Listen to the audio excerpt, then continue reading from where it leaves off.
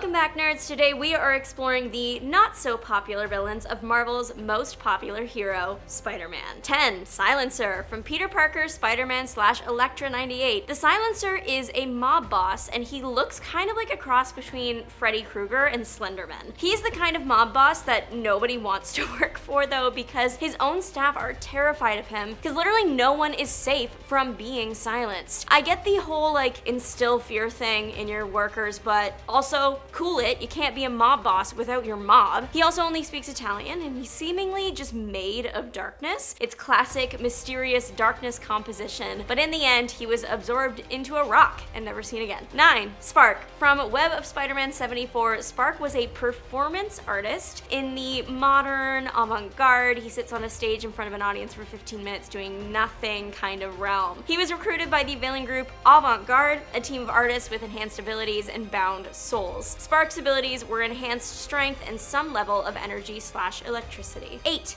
Megawatt. From Spider-Man Unlimited 2, Megawatt is a criminal turned struggling actor turned supervillain turned successful actor. Dirk Layden needed a job quickly, so he agreed to the one thing that you shouldn't agree to in the Marvel Universe, which is being the subject of a mad scientist experiment. It's how he got the ability to absorb and project electricity, becoming Megawatt. He fled to Australia after a job gone wrong, got a job there as a stuntman, then worked his way up to becoming a famous movie star, and also, of course, supervillain. 7. Akasha the Living Pharaoh. Sensational Spider-Man 19. She's living the dream of every Egypt-obsessed kid. Akasha was out riding her bike and collided with the Living Pharaoh just like pieces. She was physically okay, but didn't know that she had absorbed the Living Pharaoh spirit. So when her family took a trip to the Museum of Natural History, the Egypt exhibit ended up awakening that part of her, and she gained mystical abilities, a staff, the ability to blast energy, and also the desire to revert the Earth to ancient Egypt's glory days. At the end of the day, Spider-Man does save her, but she does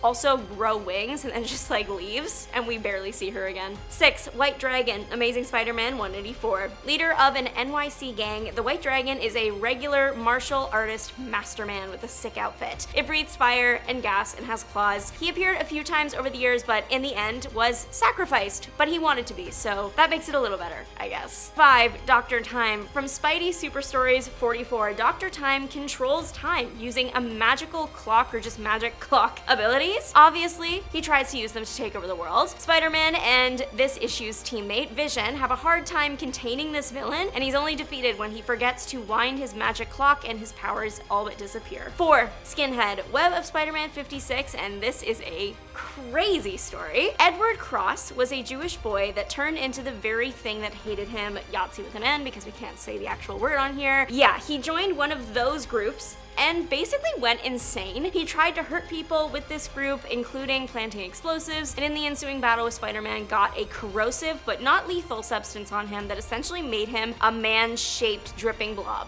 Eventually, he was reverted back to his human form and taken to jail. 3. The Empathoid. Peter Parker, the Spectacular Spider-Man 6. The Empathoid is what it says on the tin, an empathetic robot. It was created by an alien race to simply just stay attuned to the emotions of its master, but being a robot, it outlived its creators and eventually shut down, only to be woken up years later by Morbius's big emotions. It began craving bigger emotions like fear and violence and panic, and fused with the vampire, which is how it ended up on Earth. It eventually fused with Spider-Man, and Peter came up with an unconventional way of getting rid of the pest, taking himself to a football game. All the emotion in the stadium caused the robot to overload and shut down. 2. Fusion. Amazing Spider-Man 208. Twin brothers Hubert and Pinky might be identical, but their lives couldn't be more different. One a scientist and one a janitor, but soon their paths would cross in an unexpected way when Hubert's experiment went sideways, combining the two brothers together. Luckily, it wasn't permanent. They can fuse and separate at will, but the real power is their energy absorption.